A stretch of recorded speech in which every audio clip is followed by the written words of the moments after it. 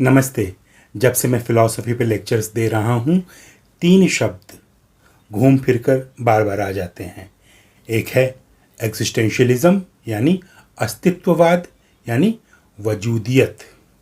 दूसरा है एब्सर्डिटी और तीसरा है नाइलिज्म यानी हर चीज़ को नकार देने वाला भाव। जब जब इन शब्दों का, इन टर्म्स का जिक्र हुआ मेरे लेक्चर्स में, मैंने कोशिश की कि इनके बारे में मोटा मोटी तौर पर कुछ चीज़ें समझा दूं ताकि मेरा लेक्चर क्लियर हो सके। लेकिन सच बात तो ये है कि उसके बाद भी ये इतने विशाल टॉपिक्स हैं कि कम शब्दों में इन्हें समझा पाना लगभग मुश्किल है। शायद यही कारण है कि कमेंट्स में कई लोग ये फरमाइश लिख कर जाते थे कि एग्जिस्टेंशियलिज्म, नाइलिज्म और एब्सर्डिटी, इन तीनों कॉन्सेप्ट्स को एक साथ एक ही लेक्चर में एक्सप्लेन किया जाए और ये बताया जाए कि ये तीनों कॉन्सेप्ट्स आपस में किस हद तक एक जैसे हैं, किस हद तक जुड़े हुए हैं और किस पॉइंट पर जाकर ये आपस में अलग हो जाते हैं। तो आज मैं यही करूँगा। इसीलिए आज का लेक्चर दिलचस्प होने वाला है, लेकिन इसमें कुछ बातें रिपीट भी होंगी, क्योंकि बिना रिपीट किए इन कॉन्सेप्ट्स को ठीक से समझना थोड़ा मुश्किल हो जाता है। इसलिए सब्र से सुनिएगा, ध्यान से सुनिएगा, लेकिन उससे पहले मुझसे व्हाट्सएप पर जुड़ जाइएगा, क्योंकि मैं इन सारे राइटर्स के बारे में कुछ चीज़ें अलग से अपने व्हाट्सएप पर शेयर करता रहता हूँ। व्हाट्सएप का लिंक नीचे डिस्क्रिप्शन बॉक्स में है और कमेंट्स में भी है। तो आइए करते हैं कुछ बातें एग्जिस्टेंशियलिज्म, नाइलिज्म और एब्सर्डिटी के बारे में। शुरू करते हैं एग्जिस्टेंशियलिज्म से। इस प्रेजेंटेशन को ध्यान से सुनिएगा। हमारे सामने एक सवाल हमेशा आता है कि हम क्या हैं? ये जीवन हमें किसने दिया? क्या इसका कोई उद्देश्य है? हमारे जीवन का क्या कोई अर्थ है? जीवन की सफलता या सार्थकता का सूत्र हर किसी के लिए अलग है। किसी को प्यार करके सार्थकता मिलती है, तो किसी को पैसा कमा के, तो किसी को हिमालय की वादियों में अकेले समय गुजार के। हर इंसान दरअसल अपने जीवन का अर्थ खोजना चाहता है। यहीं से अस्तित्ववादी पहेली शुरू होती है। जैसे ही आप अपने जीवन यानी अस्तित्व का अर्थ खोजने की दिशा में बढ़ेंगे, आप अस्तित्ववादी होने लगेंगे। कुछ लोग अपने जीवन का अर्थ धर्म और अध्यात्म के माध्यम से खोजते हैं, तो कुछ लोगों को लगता है कि गरीबों और वंचितों के लिए सामाजिक आंदोलन करने से उनका जीवन सार्थक हो जाएगा। कुछ को जीवन का अर्थ दान पुण्य में मिलता है, तो कुछ को लूट खसोट में। कुछ लोगों को जीवन का अर्थ शांति की बात करने में मिलता है, तो कुछ लोगों को क्रांति की बात करने में। दोनों किस्म की सोच को अस्तित्ववादी सोच माना जाता है, क्योंकि दोनों के मूल में व्यक्ति के अस्तित्व और जीवन के अर्थ की चिंता है। हर कोई अपने जीवन का अर्थ जानना चाहता है।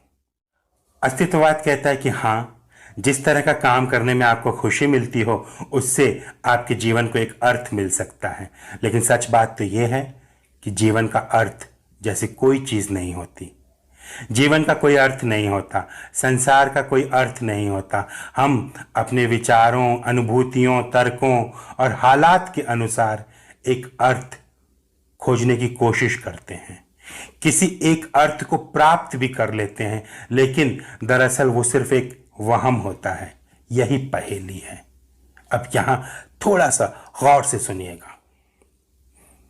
पुराने जमाने में एक मान्यता बहुत आम थी और वह कमोबेश सभी धर्मों में थी और आज भी है कि हमें इस धरती पर ईश्वर ने भेजा है। हमारे पैदा होने से पहले ही हमारा प्रारब्ध, भाग्य, कर्तव्य और भूमिका ये सब तय कर दिए जाते हैं। ईश्वर इन सबको तय करता है, उसके बाद हम जन्म लेते हैं। फिलॉसफी की भाषा में इसे हमारे जीवन का सार या स्वभाव या एसेंस कहा जाता है, यानी हमारा मूलभूत गुण। जैसे एक कुल्हाड़ी, उसका हैंडल लकड़ी का भी हो सकता है या लोहे का भी, इस बात से कोई फर्क नहीं पड़ता। कुल्हाड़ी में वो धारदार ब्लेड, वो धारदार हिस्सा होना चाहिए। अगर वो हिस्सा नहीं है तो उसको आप कुछ भी कह सकते हैं, लेकिन कुल्हाड़ी नहीं कहेंगे। इसी तरह हर चीज का एक बुनियादी गुण होता है जिससे उसका होना डिफाइन होता है, उसका होना तय होता है। पेन, चाकू, गेंद, बल्ला, हर चीज के पास एक बुनियादी गुण है। वह चीज उसी गुण से परिभाषित होगी। इसे कहा जाता है एसेंस। पुराने दार्शनिकों, खासकर प्लेटो, अरस्तु और उनके बाद के कई यूनानी दार्शनिकों का मानना था कि ठीक वैसा ही एक गुण यानी एसेंस मनुष्य के भीतर होता है, और यह एसेंस हमारे पैदा होने से पहले ही होता है। उसी से हमारे जीवन को एक उद्देश्य, एक मकसद व एक अर्थ मिलता है। हम कुछ न कुछ बनने के लिए पैदा हुए हैं। वह एसेंस हमें ईश्वर ने दिया है। हजारों वर्षों तक घुमा फिरा कर इन्हीं बातों को माना जाता रहा। आज भी दुनिया में सबसे लोकप्रिय विचार यही है कि हमें ईश्वर ने इस संसार में किसी एक खास मकसद और अर्थ के लिए भेजा है, यानी अर्थ पहले तय हो गया, हमारा जन्म बाद में हुआ। लेकिन 18वीं 19वीं सदी में यूरोप में दार्शनिकों ने इसके उलट सोचना शुरू किया। जर्मनी में नीत्शे नाम के एक दार्शनिक हुए। उन्होंने इस सोच को बदल के रख दिया। उन्होंने खास किस्म का नकारवाद यानी नाइलिज्म का सिद्धांत दिया, यानी इस संसार में किसी भी चीज का कोई अर्थ नहीं है, हर चीज निरर्थक है। किरकेगार्ड, नीत्शे, दोस्तोयेव्स्की और काफ्का जैसे लेखकों और चिंतकों ने अपनी अपनी तरह से संसार की निरर्थकता के इस विचार को विश्लेषित किया, अपनी अपनी तरह से विश्लेषित किया। लेकिन इसे ऊंचाई पर ले गए फ्रांसीसी दार्शनिक और लेखक ज्याम पॉल सार्त्र। उन्होंने साफ कहा कि एग्जिस्टेंस प्रीसीड्स एसेंस, यानी पहले इंसान का जन्म होता है, उसके बाद वह अपना एसेंस पाता है, उसके बाद मकसद खोजने की दिशा में आगे बढ़ता है। ध्यान रखिए, पुरानी दार्शनिक धार्मिक मान्यताएं कहती हैं कि ईश्वर पहले जिंदगी का मकसद बनाता है, फिर जिंदगी बनती है। लेकिन अस्तित्ववाद कहता है पहले अस्तित्व बनता है, जीवन बनता है, उसके बाद उसके मकसद की तलाश शुरू होती है। पहले मनुष्य पैदा होगा, फिर पता चलेगा कि वह अच्छा है, बुरा है, या आगे चलकर उसने जीवन में क्या किया। मनुष्य कोई वस्तु तो है नहीं कि पहले से पता हो कि हमें एक चाकू बनाना है जिससे हम सब्जियां काट सकें। यानी मकसद, उद्देश्य, ये सब पहले से नहीं पता होते। सार्त्र से लेकर तमाम अस्तित्ववादी चिंतकों ने कहा कि पैदा होने के बाद हमें अपने जीवन की रचना खुद करनी पड़ती है। अपने मूल्यों, गुणों, अवगुणों का निर्धारण हम खुद करते हैं। कैसे करते हैं? अपने निर्णयों और चयन के द्वारा करते हैं। हमें किसी ईश्वर ने नहीं बनाया, हमारा नियंत्रण कोई ईश्वर या ऑलमाइटी नहीं करता, हमारे पास कोई डेस्टिनी, प्रारब्ध या पहले से निर्धारित भाग्य नहीं होता। सब कुछ हमारे निर्णय, हमारे चयन होते हैं। किसी एक खास स्थिति में हमने कौन सा रास्ता चुना, इसी से हमारा आगे का जीवन तय होता है। हम चुनने के लिए आजाद हैं। जब हम प्राप्त विकल्पों में से किसी को भी नहीं चुनते, तब भी वो एक तरह से हमारे द्वारा किया गया चयन होता है। मजबूरी में भी हमारे सामने चयन का विकल्प होता है। इस तरह हम हमेशा स्वतंत्र होते हैं, कम से कम अपने चयन के लिए स्वतंत्र। यह स्वतंत्रता हमें कई बार सुखी करती है तो उससे अधिक दुखी करती है। अगर हमें चुनने की स्वतंत्रता भरपूर मिल जाए, पूरी विशालता में मिल जाए, तो हम अपने अनिर्णय से भी दुखी हो जाएंगे। हमारा जीवन जितना हमारे निर्णयों से प्रभावित होता है, उतना ही हमारे अनिर्णय से भी। इसी को एग्जिस्टेंशियल क्राइसिस भी कहते हैं। इस क्राइसिस को समाप्त करने के लिए हम जितने भी उपाय करें, मसलन सामाजिक स्वतंत्रता, आर्थिक स्वतंत्रता, आध्यात्मिक या वैचारिक स्वतंत्रता, ये सब क्राइसिस को पूरी तरह समाप्त करने के बजाय कई बार उसे बढ़ा देते हैं। जिस दुनिया में ज्यादातर लोग अपने जीवन के सारे फैसले ईश्वर के हवाले छोड़ देते हों, या जो मानते हों कि अपने रास्तों का चुनाव हम नहीं करते बल्कि हमारे बिहाफ पर ईश्वर करता है, ऐसी दुनिया के भीतर जब लेखकों और दार्शनिकों का एक समूह ये कहने लगे कि नहीं, हम अपने जीवन में अपने रास्तों का चुनाव खुद करते हैं। हर निर्णय दरअसल हमारा अपना निर्णय होता है, हमारा अपना चयन होता है। तब इन विचारों को क्रांतिकारी विचार माना जाएगा। 20वीं सदी के आरंभिक वर्षों यानी 1920 से 1950 तक अस्तित्ववादी विचारों और अस्तित्ववादी चिंतन ने पूरी दुनिया को हिलाए रखा। कुछ लोगों को लगता है कि अस्तित्ववाद नास्तिक लोगों का दर्शन है, लेकिन ऐसा नहीं है। किरकेगार्द जैसे आरंभिक दार्शनिक तो बाकायदा ईसाइयत में विश्वास रखते थे, उसका प्रचार भी करते थे और अस्तित्ववादी भी थे। अस्तित्ववाद में भी दो टाइप के लोग होते हैं। आस्तिक टाइप के लोग ईश्वर को मानते तो हैं, लेकिन वो ये दावा नहीं करते कि हमारी जिंदगी को ईश्वर द्वारा नियंत्रित किया जाता है या हमारे सारे रास्ते हमें ईश्वर दिखाता है। और दूसरे नास्तिक किस्म के अस्तित्ववादी, वो तो खैर ईश्वर को मानते ही नहीं, इसलिए ऐसा कोई सवाल ही नहीं होता। इस लेक्चर को सुनने के बाद एक बात तो अच्छी तरह समझ में आ गई होगी कि हमारी ज़िंदगी कोई फिल्म नहीं है जिसकी स्क्रिप्ट पहले से लिख दी गई हो। एग्जिस्टेंशियलिज्म यानी अस्तित्ववाद एक ऐसी फिलॉसफी है जो इंसान की आज़ादी, उसके चुनने की आज़ादी, फैसला लेने की आज़ादी, इन आज़ादियों का ही एक दूसरा नाम है। एक लाइन में इसे कैसे बोलेंगे तो ये सुनिए। हम अपनी चॉइसेस के लिए, अपने फैसले लेने के लिए आज़ाद हैं, लेकिन इस आज़ादी के साथ आता है जिम्मेदारी का एहसास। इस आज़ादी के साथ आती है बेचैनी और आती है अनसर्टेनिटी यानी अनिश्चय की भावना। समझ लीजिए कि आपको एक मशीन के सामने खड़ा कर दिया गया है, आपको वो मशीन चलाने नहीं आती है, आप कौन सा बटन दबाएंगे ये चुनना आपकी आज़ादी है, लेकिन गलत बटन दबाने से ब्लास्ट भी हो सकता है। इसलिए बटन दबाने का फैसला करते समय, बटन चुनते समय आपको जिम्मेदारी से काम लेना होगा। देखिए, आ गया ना जिम्मेदारी का एहसास। अब आप सोच में पड़ गए होंगे कि ये वाला बटन दबाऊंगा तो मशीन चल पड़ेगी और ये वाला बटन दबाऊंगा तो ब्लास्ट हो जाएगी। कौन सा दबाऊं? देखिए, अब आपके भीतर आ गई है बेचैनी। ब्लास्ट होगा या चल पड़ेगी? आप दोनों के बीच बेचैन हैं, आपको पसीना आने लगा है और आप डिसाइड नहीं कर पा रहे हैं कि लाल वाला बटन दबाएं या हरा वाला बटन। यह है अनसर्टेनिटी यानी अनिश्चय का भाव, अनिर्णय का भाव। देखिए, ये जो मशीन है ये है आपकी लाइफ, और ये पूरा सीन जो है वो है एक एग्जिस्टेंशियल सेटअप, एग्जिस्टेंशियल सीन।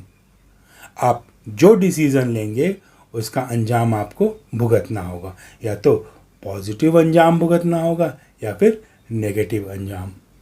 और आपके भीतर 3 चीज़ें क्रिएट होंगी: जिम्मेदारी, बेचैनी, अनसर्टेनिटी। देखिए, एक ही एग्जाम्पल में मैंने आपको तीनों चीज़ें बता दी हैं। लाइफ इन्हीं तीनों चीज़ों के सहारे आगे बढ़ेगी और बढ़ती जाएगी। इस तरह ये पूरा कॉन्सेप्ट एग्जिस्टेंशियलिज्म का कॉन्सेप्ट बन जाता है। मैं 1-2 मिसालें और देता हूँ ताकि आपका फंडा एकदम से क्लियर हो जाए। आप नौजवान हैं, आपको अपना करियर चुनना है। एग्जिस्टेंशियलिज्म कहता है कि कोई भी एक करियर राइट करियर नहीं होता, क्योंकि कोई भी एक रॉन्ग नहीं होता। ऐसा तो नहीं है कि आप डॉक्टर बनने के लिए पैदा हुए हों या फिर इंजीनियर बनने के लिए पैदा हुए हों, ऐसा तो नहीं है ना। आपके सामने कई ऑप्शंस हैं, आप अपने हिसाब से जो चुनेंगे वो आप बन सकते हैं। यानी ये आप पर डिपेंड करता है कि आप क्या बनना चाहते हैं, यानी आपको आज़ादी है। तो ये आज़ादी आपको जिम्मेदारी के एहसास से भरती है कि भाई बहुत समझ बूझ के फ़ैसला करना है, पूरी लाइफ का फ़ैसला है, मुझे बनना क्या है, ये डिसीज़न लेना पूरी लाइफ का डिसीज़न है ये। उसके बाद आपको फिर डर लगने लगता है कि अगर फ़ैसला गलत हो गया तब आप बेचैन होने लगते हैं। गलत हो जाने की बेचैनी आपको ज़िंदगी भर परेशान करती है। ये एग्जिस्टेंशियलिज्म का मैंडेटरी पार्ट है, बेचैनी। इसीलिए कई लोग ऐसे समझते हैं कि एग्जिस्टेंशियल मतलब बेचैनी, एग्जिस्टेंशियलिज्म मतलब अनसर्टेनिटी। जो लोग इस जाल में फंस जाते हैं उनके सामने आता है एग्जिस्टेंशियल क्राइसिस। उम्मीद है ये पॉइंट आपको क्लियर हो गया होगा। अब दूसरा पॉइंट है मीनिंग वाला पॉइंट। आपकी लाइफ का मीनिंग क्या है? एक और मिसाल सुनिए। मान लीजिए आप एक बहुत अच्छी नौकरी में थे, आप एक टीचर थे। यह नौकरी आपके लिए सब कुछ थी क्योंकि इसी से आपको अपनी लाइफ की मीनिंग मिलती थी। आप बच्चों को पढ़ाते थे, उन्हें गाइड करके आपको अपनी लाइफ का मीनिंग फील होता था, मकसद फील होता था। अचानक वो नौकरी चली गई। अब जो फाइनेंशियल क्राइसिस आएगी वो तो आएगी, वो तो अलग बात है, लेकिन जो एग्जिस्टेंशियल क्राइसिस आएगी वो आपको जीने नहीं देगी। आपको लगेगा कि लाइफ का मीनिंग ही ख़त्म हो गया, पर ऐसा नहीं है। आपके काम ने आपको मीनिंग नहीं दी थी, बल्कि आपने खुद को समझाया था कि ये काम करने से मेरी लाइफ को मीनिंग मिलेगी। नौकरी चली गई। इस सिचुएशन को डील करने के दो तरीके हैं। एक तो ये कि आप एकदम दुखी हो जाइए, निराश हो जाइए। दूसरे ये कि आप इसके बाद खुद को रीडिस्कवर करने का एक नया मौका खोजिए। समझिए कि एक नया मौका मिला है और अपने काम की तरफ बढ़ जाइए। आपकी नौकरी आपकी लाइफ को मीनिंग नहीं देती, बल्कि आप खुद अपनी लाइफ को एक मीनिंग देते हैं। आप एक नया काम चुनकर एक नई मीनिंग दे सकते हैं खुद को, पर वो भी आप खुद देंगे, कोई दूसरा नहीं देने वाला है। अब आपने जान लिया होगा कि एग्जिस्टेंशियलिज्म क्या होता है। ये पुराना प्रेजेंटेशन था, लेकिन आज इस कॉन्सेप्ट को समझने के लिए इसे दोबारा सुनना ज़रूरी था। चिंता मत कीजिए, मैं एग्जिस्टेंशियलिज्म की बारीकियों को इसी लेक्चर में थोड़ी देर बाद और सिंपल तरीके से एक्सप्लेन करूँगा। लेकिन यहाँ तक पहुँचने से पहले नाइलिज्म के बारे में इन बातों को ज़रा ध्यान से सुनिए।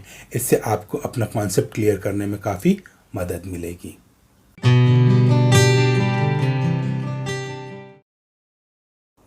नाइलिज्म यानी सर्व नकारवाद, यानी हर चीज़ को नकार देना, किसी चीज़ को मानना ही नहीं। ये एक तरह का एक्सट्रीम स्केप्टिसिज्म है। अब स्केप्टिसिज्म क्या होता है? इसे हिंदी में कहते हैं संशयवाद, यानी हर चीज़ को शक की निगाह से देखना, स्केप्टिसिज्म। जब तक किसी बात का सबूत न देख लें तब तक उस बात पर यकीन ही नहीं करना, वो होता है स्केप्टिसिज्म। उससे भी एक हाथ आगे की चीज़ है नाइलिज्म, यानी किसी बात को मानना ही नहीं। ये भी बेकार है, वो भी बेकार है, तुम भी बेकार हो, मैं भी बेकार हूँ, सब बेकार है। ये है नाइलिज्म। इस फिलॉसफी के सेंटर में है ये बिलीफ कि लाइफ इज़ मीनिंगलेस, जीवन का कोई अर्थ नहीं है। और जब ज़िंदगी का ही कोई मतलब नहीं है तो तमाम मोरल वैल्यूज़, तमाम मोरल प्रिंसिपल्स, उनका क्या मतलब होगा? कुछ नहीं। सो नाइलिज्म सारे मोरल वैल्यूज़ को नकार देता है। नाइलिज्म शब्द का मतलब ही है नकारने की फ़िलॉसफी। लैटिन का एक शब्द है नाइल या निहिल, लोग दोनों बोलते हैं। लैटिन के इस शब्द का अर्थ है नथिंग, यानी कुछ नहीं, नो। यही निहिल या नाइल बन गया नाइलिज्म, यानी नकारवाद। इसका सबसे बेसिक मीनिंग यही है कि किसी चीज़ की मीनिंग नहीं होती। नाइलिज्म का इतिहास बहुत पुराना है। जब से इंसान सोच समझ रहा है, फिलॉसफी कर रहा है, तभी से वो शक भी कर रहा है, और उस शक के कारण वो कई सारे नतीजे निकालता है। समझिए, कुछ फिलॉसफर्स ने एक ख़ास तरह का नॉलेज डिराइव किया, तो कुछ दूसरे फिलॉसफर्स ने उस नॉलेज की रिलायबिलिटी पर सवाल खड़ा कर दिया, उसे मानने से इनकार कर दिया। ये स्केप्टिसिज्म है, यानी दूसरे की बात पे शक करना। जब ये स्केप्टिसिज्म बढ़ जाता है तब मोटा मोटी तौर पर एक एक तरह का नाइलिज्म आ जाता है। ये बेसिक कॉन्सेप्ट है। ये थोड़ा बहुत इस रूप में या उस रूप में फिलॉसफी की हिस्ट्री में पहले से मौजूद रहा है, लेकिन जब 19वीं सदी में नीट्शे ने अपनी किताबों में नाइलिज्म का जिक्र करना शुरू किया, तब ज़्यादा लोगों का ध्यान इस तरफ गया और नाइलिज्म को लेकर विस्तार से और गहराई से बात होनी शुरू हुई। सबसे पहले ये समझ लिया जाए कि नाइलिज्म कोई सिंगल या मोनोलिथिक कॉन्सेप्ट नहीं है। इसके कई रंग रूप हो सकते हैं। ये अलग अलग तरीक़ों से पाया जा सकता है। जैसे एक होता है मेटाफिजिकल नाइलिज्म। इस कॉन्सेप्ट के अनुसार संसार में कुछ भी रियलिटी नहीं है। अगर कुछ रियलिटी है भी तो उसे समझा नहीं जा सकता। मेटाफिजिकल नाइलिज्म मानता है कि जिस चीज़ को हम सत्य मानते हैं वो मिथ्या हो सकता है, जिसे ट्रुथ मानते हैं वो इल्यूज़न हो सकता है। ये बहुत बेसिक किस्म का नाइलिज्म है और ज़्यादातर फिलोसॉफिकल स्ट्रीम्स में इसकी थोड़ी बहुत झलक मिल जाती है। जैसे शंकराचार्य कहते थे, अद्वैत वेदांत कहता है ब्रह्म सत्य जगत मिथ्या। तो इसमें भी थोड़ा सा मेटाफिजिकल नाइलिज्म है। थोड़ा सा ही है, सरसों के दाने बराबर है, पर है। इसी तरह जब बुद्धिज़्म कहता है, नागार्जुन कहते हैं हर चीज़ शून्य है, एम्प्टी है, कॉन्सेप्ट ऑफ एम्प्टीनेस, तो उसमें भी थोड़ा सा मेटाफिजिकल नाइलिज्म है। यहाँ भी सरसों के दाने बराबर है, पर है।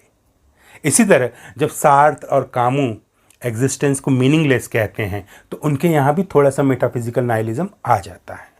कहने का मतलब यह है कि मेटाफिजिकल नाइलिज्म सबसे बेसिक नाइलिज्म है जो ज़्यादातर जगहों पर दिखाई पड़ जाता है। दूसरा होता है मोरल नाइलिज्म, यानी जीवन में कोई ऑब्जेक्टिव मोरल वैल्यू है ही नहीं, कोई मोरल ट्रुथ नहीं है, कोई नैतिकता नहीं है, कुछ भी अच्छा नहीं होता, कुछ भी बुरा नहीं होता। इंसानों ने अपनी मर्ज़ी से, अपनी सहूलियत के हिसाब से कुछ चीज़ों को अच्छा मान रखा है, कुछ चीज़ों को बुरा मान रखा है और उन सब का कोई मीनिंग नहीं है। मोरल नाइलिज्म दरअसल किसी मोरालिटी को नहीं मानता। नीट्शे ने इसी के बारे में बात की है। एक और होता है एग्जिस्टेंशियल नाइलिज्म, यानी अस्तित्ववादी नकारवाद। ये है सबसे फेमस नाइलिज्म। सबसे ज़्यादा बात इसी के बारे में की जाती है। एग्जिस्टेंशियल नाइलिज्म मानता है कि लाइफ का कोई मीनिंग नहीं है और इस दुनिया को, इस यूनिवर्स को इस बात से कोई फ़र्क नहीं पड़ता कि आप हैं या नहीं हैं।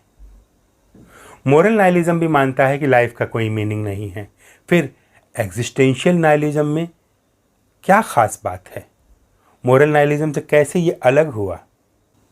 वो ये है कि एग्जिस्टेंशियल नाइलिज्म कहता है भले लाइफ का कोई मीनिंग ना हो, लेकिन आप अपनी सूझबूझ से, अपने फैसलों से, अपने कर्मों से उसमें एक मीनिंग भर सकते हैं। इसके बारे में नीट्शे ने भी बात की है और सार्त्र और कामू ने तो खासकर इसी को डेवलप करके अपनी पूरी क्रिएटिविटी का रास्ता बनाया। एक और होता है पॉलिटिकल नाइलिज्म। कुछ लोग ऐसे होते हैं जो हर तरह की अथॉरिटी को रिजेक्ट करते हैं, हर तरह की सरकार को रिजेक्ट करते हैं। उन्हें ना ये पसंद होता है ना वो पसंद होता है। उन्हें ना डेमोक्रेसी पसंद आती है और ना मोनार्की पसंद आती है। वो बोलते हैं कि इस पूरे सिस्टम को ख़त्म कर दो, पर ख़त्म करके नया क्या बनाओगे, ये उन्हें नहीं सूझता।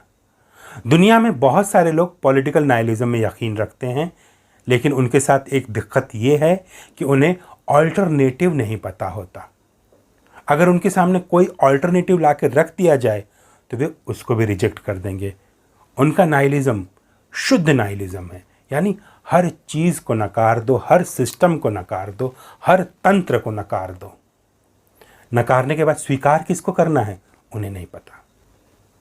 हमारे भारत में आपने वोटिंग के समय देखा होगा, एक ऑप्शन आने लगा है नोटा, यानी नन ऑफ द अबव। आपने देखा होगा कई सीटों पर नोटा को हज़ारों वोट्स मिलते हैं। यानी वे लोग एक तरह के पॉलिटिकल नाइलिज्म को मानते हैं। वे दिए गए सारे ऑप्शंस को रिजेक्ट कर देते हैं। उनसे पूछो कि आपने सबको मना कर दिया, अब कुर्सी पर बैठेगा कौन? एमपी की कुर्सी, एमएलए की कुर्सी खाली तो नहीं रहेगी ना। तो उनके पास इसका कोई पक्का जवाब नहीं होता। हो सकता है कि कोई अच्छा ऑप्शन मिले तो वे किसी एक को चुन लें, लेकिन तब वो पॉलिटिकल नाइलिज्म नहीं कहलाएगा। लेकिन जब तक वो नहीं चुनते, जब तक इस तरह का एक्सरसाइज करते रहते हैं, तो बड़े पैमाने पर किया गया इस तरह का रिजेक्शन पॉलिटिकल नाइलिज्म की कैटेगरी में आता है या आ सकता है। देखिए, मैंने नाइलिज्म पर एकदम डिटेल में आपको बता दिया। ये मेरे एक पुराने लेक्चर का पार्ट है जिसे मैंने इस लेक्चर में शामिल कर दिया ताकि आप इन तीनों कॉन्सेप्ट्स को कॉन्टिन्यूटी में सुन सकें।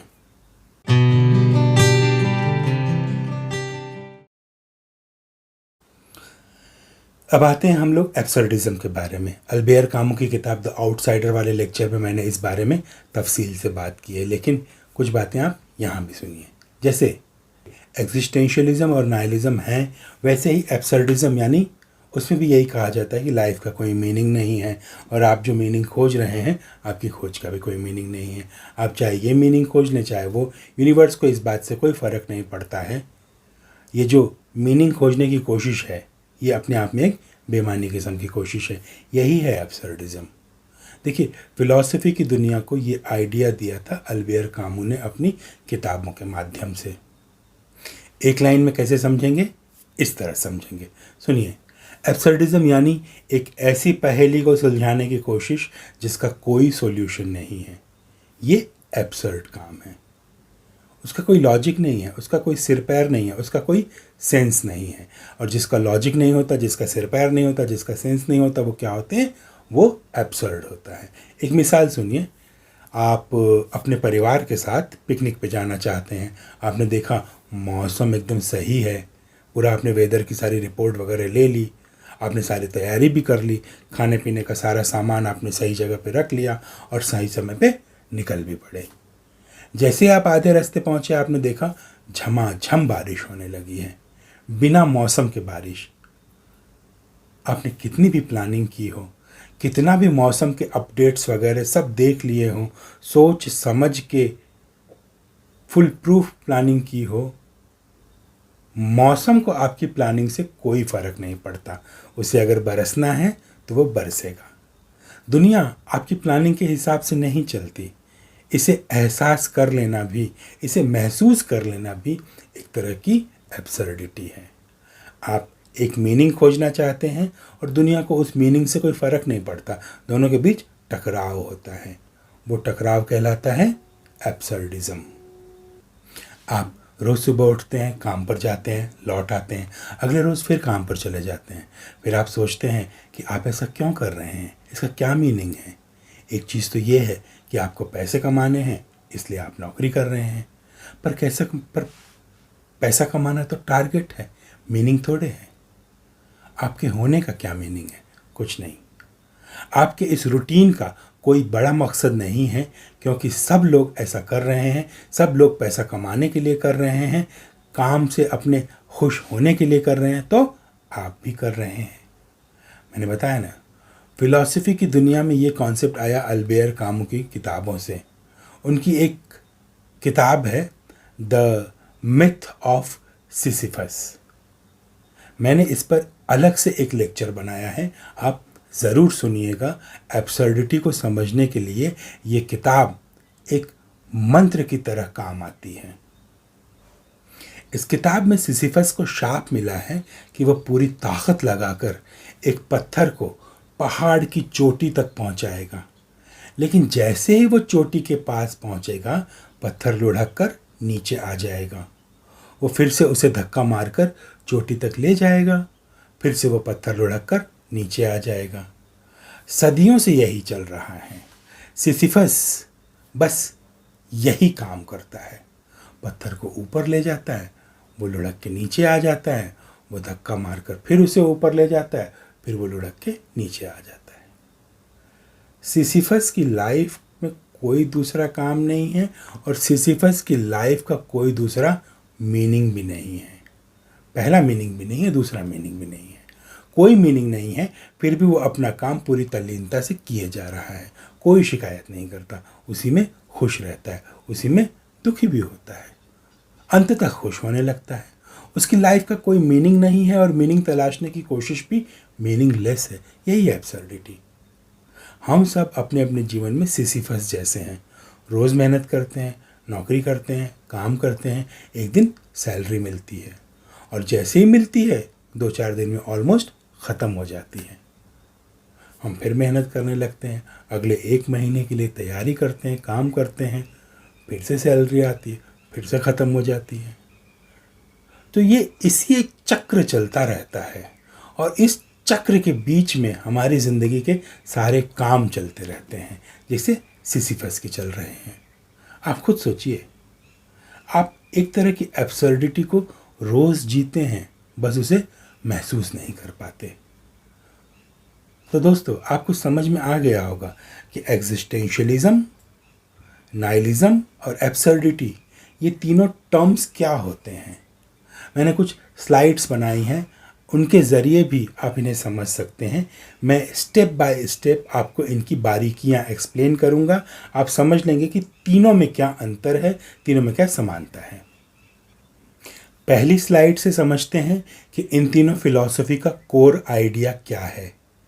एग्जिस्टेंशियलिज्म का कोर आइडिया है, ज़िंदगी का कोई मीनिंग नहीं होता, लेकिन इंसान अपनी चॉइसेस, अपने एक्शंस के हिसाब से अपने लिए एक मीनिंग चुन सकता है, बना सकता है। नाइलिज्म का कोर आइडिया होता है, ज़िंदगी का कोई मीनिंग नहीं होता, कोई वैल्यू नहीं होती, कोई पर्पस नहीं होता और इन सब को खोजने की कोशिश का भी कोई मतलब नहीं होता। एब्सर्डिज्म का कोर आइडिया है, ज़िंदगी का कोई मीनिंग नहीं होता, लेकिन इंसान के भीतर मीनिंग खोजने की एक इच्छा होती है, लेकिन दुनिया को उस इच्छा से कोई फ़र्क नहीं पड़ता। मीनिंग खोजने की आपकी इच्छा और दुनिया की उदासीनता यानी इंडिफरेंस, इन दोनों के बीच अक्सर टकराव होता रहता है। उसी टकराव को एब्सर्डिज्म कहते हैं। Slide number 2, meaning. एग्जिस्टेंशियलिज्म कहता है आप फैसला लेने की अपनी आज़ादी और जिम्मेदारी के एहसास से अपनी लाइफ को एक मीनिंग दे सकते हैं।